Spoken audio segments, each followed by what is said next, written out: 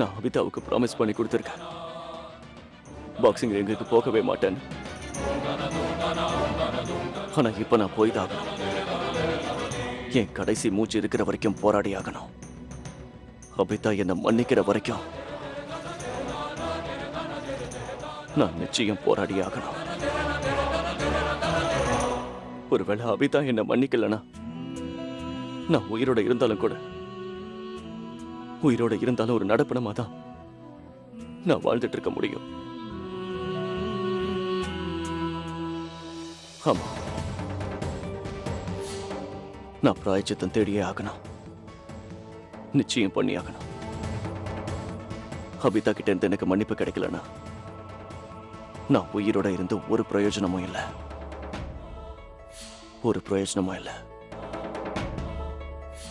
இதுதான் நான் செய்யற பிராயச்சித்தம்.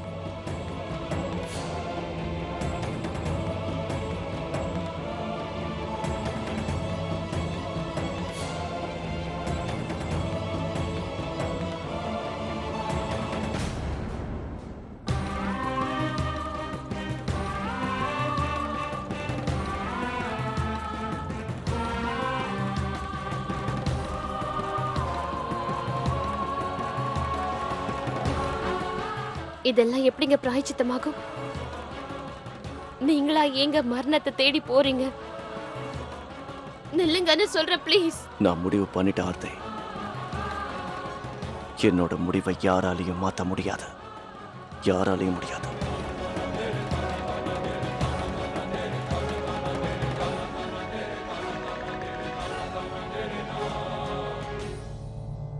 உங்க மனசுலயும் உங்க ஆன்மாவிலேயே இருக்க சுமையை இறக்கி வைக்கிறதுக்காக நீங்க உங்க குழந்தைங்கள அனாதையாக்க போறீங்களா? இந்த உயிருக்கு என்ன சொல்ல போறீங்க? அது இன்னும் சரியா மூச்சு காத்த கூட சுவாசிச்சிருக்காது. இது எப்படிப்பட்ட பிராயச்சித்தங்க? நீங்க இதுல ஜெயிக்கலன்னா உங்க ஒருத்தரோட உயிர் மட்டும் இல்ல, இந்த குடும்பத்துல இருக்க எத்தனை உயிர் போக போதும். எல்லாரும் உங்க மேல வச்சிருக்க அன்பும் என்னோட காதலும் ஏன் உங்களுக்கு புரிய மாட்டேங்குது?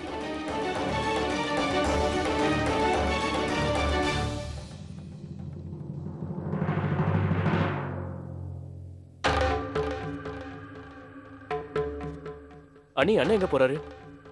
ராஜேஷ் ஒத்துக்கிட்டாருல ஆர்த்தி? அண்ணன் காம்படிஷனுக்கு போகல. சொல்லு ஆர்த்தி, என்னாச்சு? நான் ரொம்ப முயற்சி பண்ணேன்,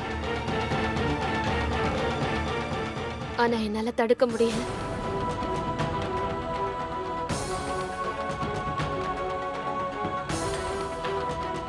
அண்ணா பெரிய தப்பு பண்றாரு. அந்த பாக்ஸிங் காம்படிஷன் ரொம்பவே ஆபத்தானது. இப்ப அப்பா அவர் வீட்ல இல்ல, அவரை யாரு தடுக்கிறது? ஆர்த்தி,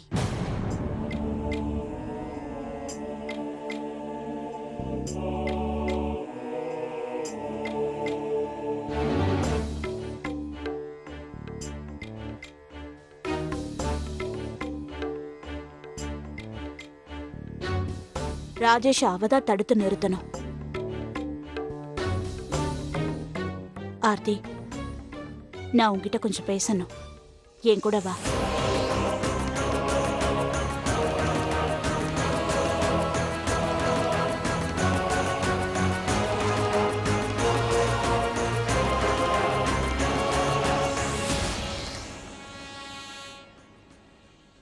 ஆமா, நான் சொன்ன எதையும் அவரு கேட்கவே இல்லை. தன்னைத்தானே அழிச்சுக்கிறதுக்கு அவர் ரொம்ப துடிச்சுக்கிட்டே இருக்காரு. ஆனா என்னால அதை தடுத்து நிறுத்த முடியல. இப்ப நீங்களே சொல்லுங்க, இந்த சூழல்ல நான் என்ன பண்ணட்டும்? இனிமே நீ அவரை தடுக்காத ஆர்த்தி. நீங்க என்ன சொல்றீங்க? மா, நீங்க ஏன் இப்படி சொல்றீங்க? நான் சரியாதான் சொல்றேன் ஆர்த்தி. ஏன்னா நீ எப்படியாவது ராஜேஷை தடுத்து நிறுத்தி இருந்தாலும் அவரால இந்த சுமையோட வாழ முடியாது. அது அவரை தப்புன்னு நினைக்கிறாரு. அதுக்காக அவரே அவருக்கு தண்டனை கொடுத்துக்கணும்னு நினைக்கிறாரு. ஆர்த்தி, அவரோட மனசுல புயல் அடிச்சுக்கிட்டு இருக்க, அதை முதல்ல அடங்க விட, தானா சரியாயிடும். அம்மா, நான் என்ன சொல்ல வரேன் நீங்க புரிஞ்சுக்கல.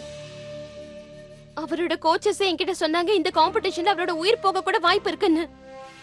ஒருவேளை உண்மையிலேயே அவருக்கு ஏதாவது ஆயிடுச்சுன்னா அப்புறம் நான் என்ன பண்ணுவேன்? ராஜேஷுக்கு ஒண்ணும் ஆகாது. ஏன்னா நீ அங்கதான் இருப்ப, அவர் கூடவே இருப்ப, அவர் பாதுகாப்புக்காக பிரார்த்தனை பண்ணிக்கிட்டு இருப்ப. ஆர்த்தி, ராஜேஷ் விளையாடுற இந்த விளையாட்டு அபிதாவுக்கு செஞ்சு கொடுத்த சத்தியத்தை மீறினதுக்கான பிராயச்சித்தம்னா, அப்போ இந்த விளையாட்டு உனக்கு ஒரு சோதனை கட்ட மாதிரி. உன் காதலுக்கான சோதனை, உன் காதலுக்கான அக்னி பரீட்சை. முழு நம்பிக்கையோட ராஜேஷுக்கு துணையா நீ நில்லு. உனக்கு தெரியுமா, உன் காதல் நிச்சயமா அவரை தோக்க விடாது. ஆர்த்தி, ராஜேஷை இனிமே உன்னால தடுத்து நிறுத்த முடியாது. ஆனா நீ அவரோட சேர்ந்து ஒரு தர்ம பத்னியோட கடமையை செஞ்சு அவர் மனசுல இருக்கிற அந்த குற்ற உணர்வை அழிக்கிறதுக்கு உதவி செய்ய வேண்டியது உன்னோட கடமை ஆர்த்தி, உன்னோட கடமை. நான் சொல்றது உனக்கு பைத்தியக்காரத்தனமா இருக்கல ஆர்த்தி, ஆனா இதை விட பெரிய உண்மை வேற எதுவும் இருக்காது. வர பிரச்சனையை சமாளிக்கிறதுக்கு காதல் நமக்கு சக்தியை கொடுக்கும். அதனால நான் சொல்றதை கேளு, நீ ராஜேஷோட போ, அவரோட மனைவியா போ, அவரோட சரி பாதியா போ. போய் அவருக்கு ஒரு விஷயத்தை உணர்த்து. அவர் மட்டும் இந்த விளையாட்டுல தோத்து போயிட்டாருன்னா அபிதா அவரை மன்னிக்கலன்னு தான் அர்த்தம். ஆனா இந்த விளையாட்டுல மட்டும் அவர் ஜெயிச்சிட்டாருன்னா அவர் தப்புன்னு நினைச்சிட்டு இருக்கிறத அபிதா மன்னிச்சுட்டான்னு தான் அர்த்தம். அவர் செஞ்ச தப்புக்கு பிராயச்சித்தம் தேட சொல்லு. அப்புறம் நீயே பாரு, அவர் இந்த விளையாட்டுல தோக்க மாட்டாரு ஆர்த்தி. ராஜேஷ் ஜெயிப்பாரு, நிச்சயமா ஜெயிப்பாரு.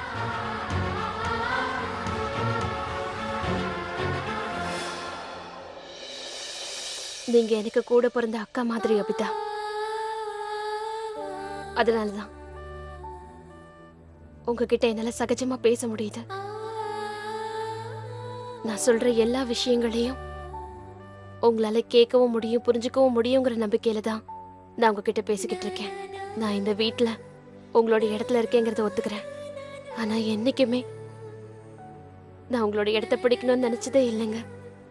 நினைக்கவும் மாட்டேன், அப்படி எப்பவும் நடக்கவும் மாட்டேன். நான் அவரு சந்தோஷமா இருக்கிறத பார்க்க தான் ஆசைப்படுறேன். அவரோட அப்பா அம்மாவுக்கு அவரை பழைய ராஜேஷா திருப்பி கொடுக்கணும்னு தான் நினைக்கிறேன். அப்புறம் ராஜேஷ் இப்போ உங்களோட போட்டோஸோடவும் நினைவுகளோட தான் வாழ்ந்துகிட்டு இருக்காரு. மும்பைக்கு போன கொஞ்ச நாள்ல நான் அவரை கொஞ்சம் கொஞ்சமா மாத்தினேன். குழந்தைங்களோட அவரை சந்தோஷமா இருக்கிறத பார்த்து நானே ஆச்சரியப்பட்டேன். ஆனா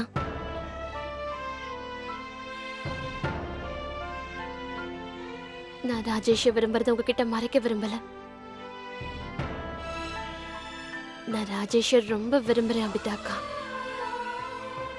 நான் எப்பவும் அவரை கட்டாயப்படுத்தி காதலிக்க வைக்கணும்னு நினைச்சதும் இல்ல, உங்களை மறக்க வைக்கணும்னு நினைச்சதும் இல்ல அபிதாக்கா. ஏன்னா எனக்கு தெரியும், காதலை எப்பவும் கட்டாயப்படுத்தி நிச்சயமா வாங்க முடியாது. அது ஒரு இனிமையான தென்றல் எப்பவும் மனசுல அடிச்சுக்கிட்டே இருக்கும்.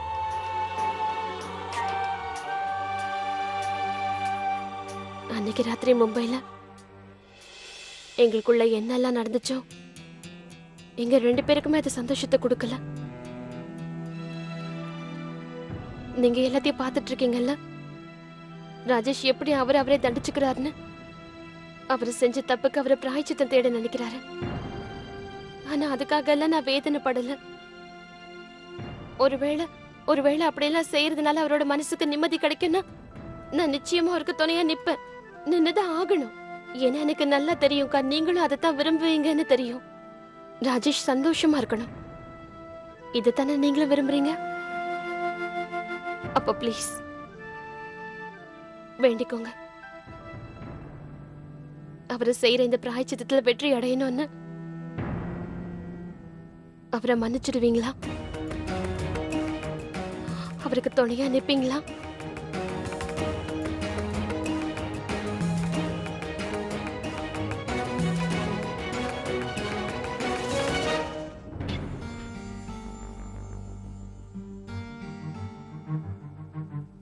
என்னாச்சு? உனக்கு உடம்பு நல்லா தானே இருக்கு? என் உடம்புக்கு எந்த பிரச்சனையும் இல்லை. மனசுலதான் ஏதோ கவலை இருந்துகிட்டு இருக்கு. இங்க இருக்கிறதுலயே ரொம்ப பெரிய ஸ்பெஷலிஸ்ட் தான் உனக்கு ஆபரேஷன் பண்ண போறாரு. அப்புறம் எதுக்காக கவலைப்படுற? இல்ல இல்ல, ஆபரேஷனை பத்தி எனக்கு கவலை இல்ல. வீட்டை நினைக்கும் போதுதான் எனக்கு ரொம்பவும் கவலையா இருக்கு. நம்ம ராஜேஷ் கவலைப்படுறதே இந்த பொம்பளைங்களோட வேலையா போச்சு. அப்புறம் அம்மாவோட மனசு வேற ரொம்ப மென்மையானது. உங்களுக்கு ராஜேஷ பத்தி தெரியாதுங்க. அவன் இப்ப நடந்துகிட்டு இருக்கிறத பார்க்கும்போது நாம எப்படி கவலைப்படாம இருக்க முடியும்? ராஜேஷை பத்தி எனக்கு நல்லா தெரியும். அதோட உன்னை பத்தி எனக்கு நல்லா தெரியும். இப்படி நின்னு உன்னோட மூட்டு வலியை அதிகப்படுத்திக்காம உள்ள போ. போய் ரெஸ்ட் எடு போ. நீ உன் பையன்கிட்ட பேசுறதுக்கு நான் ஏற்பாடு பண்றேன். போ.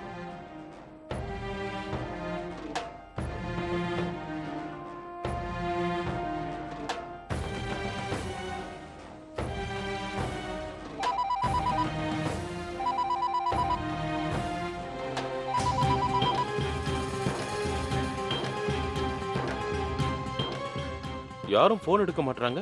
பாத்தீங்களா, நான் அப்பவே சொன்னேன்ல, என் மனசுல ஏதோ ஒரு கவலை இருக்குன்னு. வீட்ல ஏதோ பிரச்சனை நடந்திருக்குன்னு நினைக்கிறேன். நீ என்ன பேசிட்டு இருக்க? எல்லாரும் ஒன்னா சேர்ந்து வெளியே எங்கேயாவது போயிருப்பாங்க. உனக்கு தான் வேலைக்காரங்களை பத்தி தெரியுமே. வெளியே போனாங்கன்னா 10 மணி நேரம் கழிச்சு தான் உள்ள வருவாங்க. அது எப்படிங்க வீட்டை விட்டு எல்லாரும் வெளியில போவாங்க? இல்ல இல்ல, அங்க ஏதோ நடந்திருக்கு. நம்ம உடனே ஊருக்கு போலாங்க. எனக்கு ஆபரேஷன் வேண்டாம், ஒண்ணு வேண்டாம். ஏன் திரும்ப திரும்ப அதையே பேசிட்டு இருக்க? ராஜேஷ் கிட்ட செல் இருக்குல்ல, நம்ம அவனுக்கே போன் பண்ணலாம்.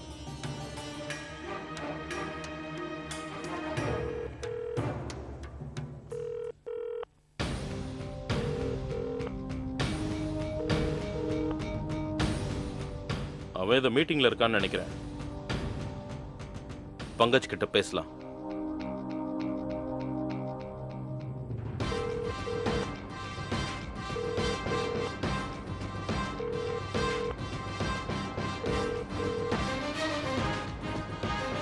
இவனும் போன் எடுக்க மாட்டான். சம்பந்தி அம்மாவுக்கு போன் பண்றேன்.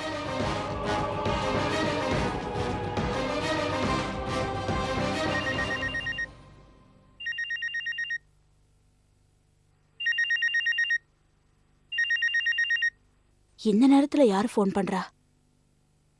ஹலோ. வணக்கம் சம்பந்தி அம்மா, நான் தான் பேசுறேன். சம்மந்தி வணக்கம். உங்களை கஷ்டப்படுத்துறதுக்கு என்ன மன்னிச்சிருங்க. நான் என்ன கேட்க வந்தேன்னா, ரொம்ப நேரமா வீட்டுக்கு ஃபோன் பண்றேன், யாரும் மொபைலையும் எடுக்க மாட்டாங்களே. அங்க எல்லாரும் நல்லா தானே இருக்காங்க? ராஜேஷ் நல்லா தானே இருக்கா? அது வந்து ராஜேஷ். என்கிட்ட போனை கொடுங்க, நான் அவங்க கிட்ட பேசுறேன். காயத்ரி உங்ககிட்ட பேசணுமா? கொஞ்சம் இருங்க. ஹலோ சம்பந்தியம்மா, ராஜேஷ் எப்படி இருக்கா? அவன் மறுபடியும் ஏதாவது பைத்தியக்காரத்தனமா பண்ண ஆரம்பிச்சிட்டானா? இங்க பாருங்க, என்கிட்ட எதையும் மறைக்காதீங்க. அங்க ஏதாவது பிரச்சனைனா என்கிட்ட சொல்லுங்க, நான் உடனே இங்க இருந்து கிளம்பி வந்துடுறேன். நான் மட்டும் சம்மந்தி அம்மா கிட்ட ராஜேஷ் அவர் செஞ்ச தப்புக்கு பிராயச்சித்தம் தேடுறதுக்கு பாக்ஸிங் மேட்சுக்கு போறாருன்னு சொன்னா அவங்க ஆப்ரேஷன் பண்ணிக்காம அப்படியே திரும்பி வந்துருவாங்க. இல்ல, இப்ப நான் உங்ககிட்ட உண்மையை சொல்லக்கூடாது. கண்டிப்பா சொல்லக்கூடாது. சம்பந்தியம்மா ஏதாவது பேசுங்க, ஏன் அமைதியா இருக்கீங்க? சம்மந்தியம்மா, நீங்க ஒன்றும் பயப்படாதீங்க. ராஜேஷ் இப்போ தனியா இல்ல, முழு குடும்பமும் அவரு கூட இருக்கு.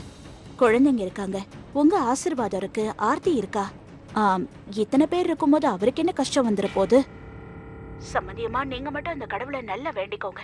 உங்க பையன் மருமக இவங்க 2 பேருக்கு நடுவுல இருக்கிற பிரச்சனை சரியாயிடணும்னு, அவங்க 2 பேருக்கு நடுவுல இருக்கிற தனிமை விலகி போயிடணும்னு, அவங்க 2 பேரும் கோவத்தை மறந்து வாழ்க்கையில சந்தோஷமா இருக்கணும்னு, இந்த விஷயத்துக்கு எல்லாத்துக்கும் நீங்க கடவுளை வேண்டிக்கோங்க.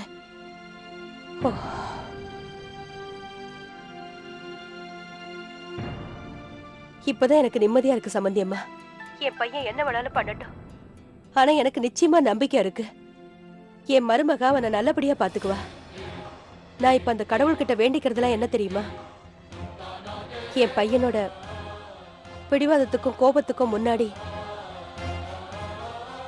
என் மருமக ஜெயிச்சு காட்டணுங்கிறது தான். அந்த கடவுள் அருளால அப்படிதான் நடக்கும். சரி சம்மதியம்மா, நான் போனை வச்சிடுறேன். வணக்கம்.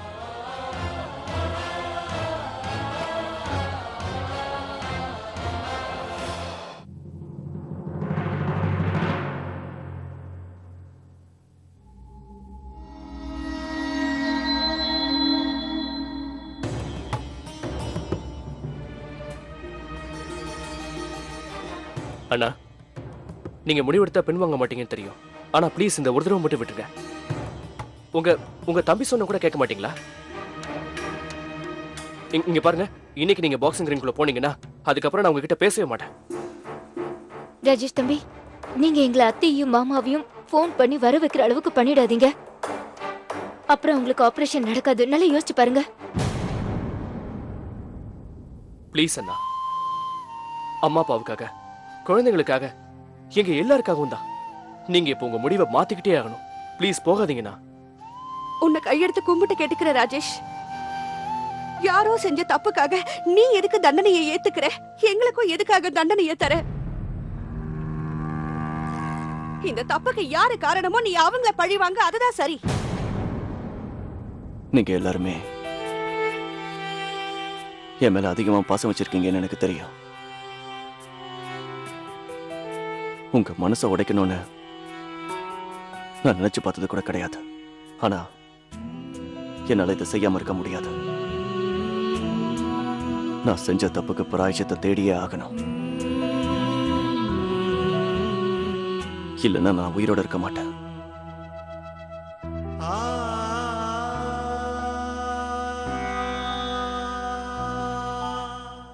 என்ன மன்னிச்சிடுங்க.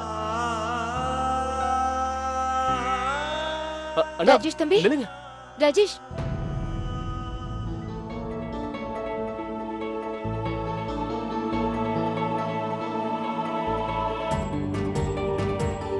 ராஜேஷ் யார் சொல்றது வேணும்னு கேட்காம இருக்கலாம். ஆனா குழந்தைங்க சொல்றது கேட்காம இருக்க மாட்டாரு. என்ன நினைச்சிட்டு இருக்கீங்க?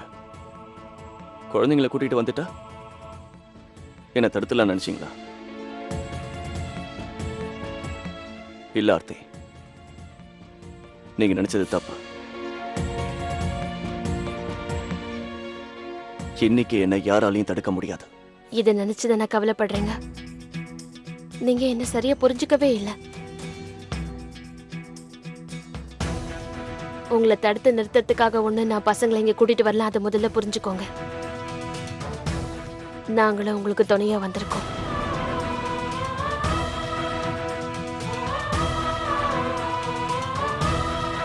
இந்த சண்டையை நீங்க உங்களுக்காக மட்டும் போடல, எனக்காக, நம்மளோட குழந்தைங்களுக்காக, நம்ம எல்லாருக்காகவும் தான். இது நம்ம காதலுக்கான சோதனை. நாங்க எல்லாரும் உங்களுக்கு துணையா நிற்போம். உங்க கூடவே வருவோங்க.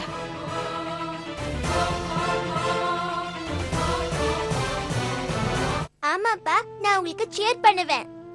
ஆமாப்பா, நீங்க தான் ஜெயிக்க போறீங்க. என்னோட அப்பா எப்பவுமே தோக்க மாட்டாரு.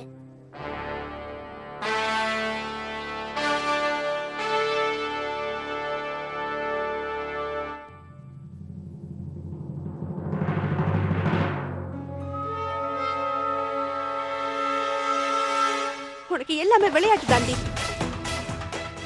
இங்க எங்களோட ராஜேஷ் நீ பண்ண தப்புக்காக, உன்னோட பிடிவாதத்தால நீ செஞ்ச தப்புக்கு பிராயச்சித்தை தேடுறதுக்காக மரணத்தோட போராட போறான். ஆனா நீ அவனுக்கு துணையா நிக்கிறேன்னு சொல்றியா? இப்படிதான் உன்னோட முதல் புருஷனோட மரணத்துக்கும் நீ காரணமா இருந்தியா? தப்பு பண்ணது நீ, தண்டனை எங்க ராஜேஷ்கா. நான் இதை நடக்க விட மாட்டேன்.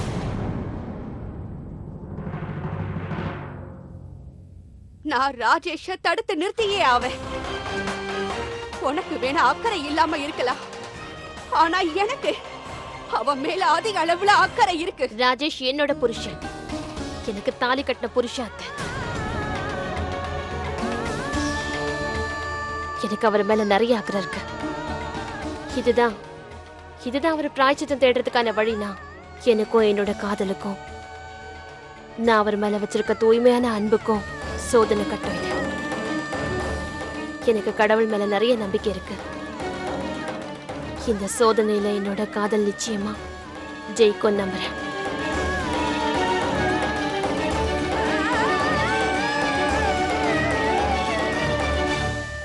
ஆமா, அப்பா தான் ஜெயிப்பாரு. நிச்சயமா ஜெயிப்பாரு. பாட்டி எப்பவுமே சொல்வாங்கல்ல, பலசாலி எப்பவுமே ஜெயிக்க தான் செய்வாங்கன்னு. ஆர்த்தி இந்த குழந்தைகளையும் நல்லா கெடுத்து வச்சிருக்கா. அத்தை, ஆர்த்தி சொல்றது சரின்னு நான் நினைக்கிறேன். நாங்க எல்லாருமே முயற்சி பண்ணி பார்த்துட்டோம். ஆனா ராஜேஷ் இதுல நிச்சயமா கலந்துக்காம இருக்க மாட்டாரு. இப்ப நாம தான் இப்ப அவருக்கு துணையா இருக்கணும், அவருக்கு சப்போர்ட் பண்ணி ஆகணும், அவரோட சேர்ந்து நிக்கணும். நம்ம எல்லாரோட வேண்டுதலும் அன்பும் நம்மளோட பாசமும் அவரை நிச்சயமா ஜெயிக்க வைக்கும். அது அவரை காப்பாத்தும், அவருக்கு மன்னிப்பும் கிடைச்ச மாதிரி இருக்கும். அப்பதான் நம்ம எல்லாருக்கும் நம்மளோட பழைய ராஜேஷ் திரும்ப கிடைப்பாரு. ரொம்ப சரியா சொன்னீங்க அண்ணி. அத்தை ப்ளீஸ், மேட்ச் ஸ்டார்ட் பண்ண போறாங்க. நாம எல்லாரும் ராஜேஷ் நமக்காக சப்போர்ட் பண்ணணும். ப்ளீஸ் வாங்க, ப்ளீஸ். சரி, ஆனா நான் ஆர்த்தி சொல்றத கேட்டுதா அங்க வரேன்னு நீங்க நினைக்காதீங்க. நான் இப்ப அங்க வரதுக்கு காரணம் நம்ம பையன் அங்க இருக்கான்.